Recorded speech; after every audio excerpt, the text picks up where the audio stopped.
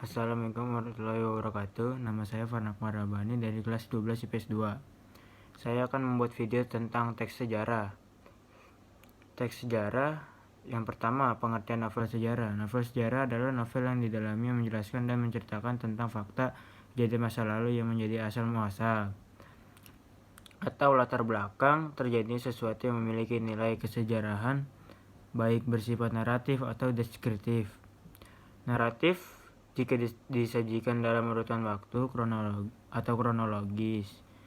Terus deskriptif jika disajikan dalam simbolisasi verbal. Yang kedua, jenis rekon atau cerita ulang. 1. Rekon pribadi merupakan cerita yang memuat kejadian dan penulisannya terlibat secara langsung. Kedua, rekon faktual, yaitu cerita yang memuat kejadian faktual seperti eksperimen ilmiah, laporan polisi, dan lain-lain. Ketiga, rekon imajinatif, yaitu cerita yang membuat kisah faktual yang dihayalkan dan diceritakan secara lebih rinci. Terus yang ketiga, struktur teks cerita sejarah. Yang pertama, pengenalan situasi. Kedua, pengungkapan peristiwa. Ketiga, menuju konflik. Keempat, puncak konflik. Kelima, penyelesaian atau resolusi. Keenam, koda. Terus keempat adalah kaidah kebahasan cerita sejarah. Kaidah kebahasan dalam teks cerita sejarah pada umumnya memiliki 7 poin bahasan, yaitu 1. Menggunakan banyak kalimat bermakna lampau. Contohnya, prajurit-prajurit yang telah diperintahkan membersihkan gedung bekas asrama telah menyelesaikan tugasnya. Kedua, menggunakan kata yang menyatakan urutan waktu atau konjungsi kronologis temporal, seperti sejak saat itu, setelah itu, mula-mula, kemudian.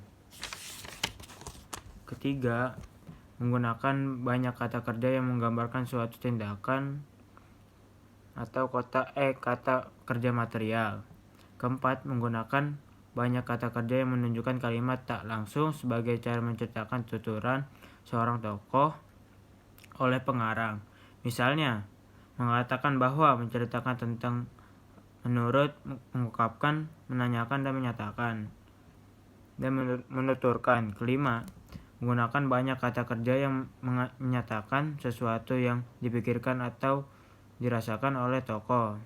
Kata kerja mental, misalnya merasakan, menginginkan, mengharapkan, mendambakan, atau dan menganggap.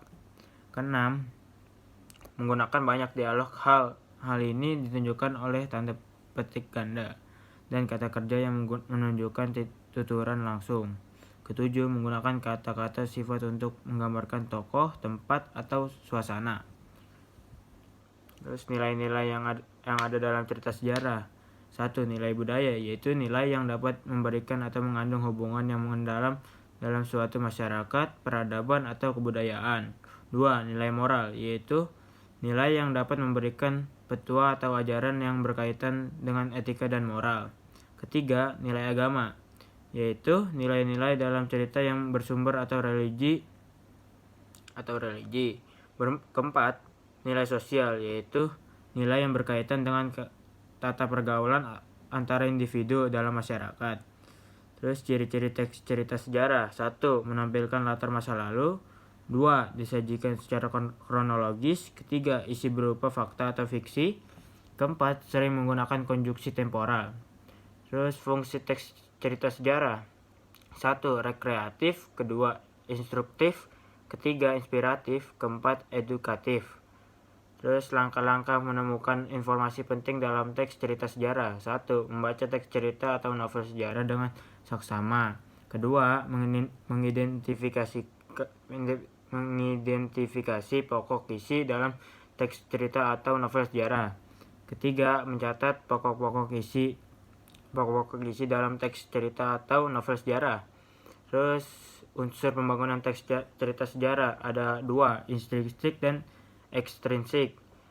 Yang intrinsik yang pertama tema, kedua amanat, ketiga tokoh atau penokohan, keempat sudut pandang, kelima latar, keenam alur.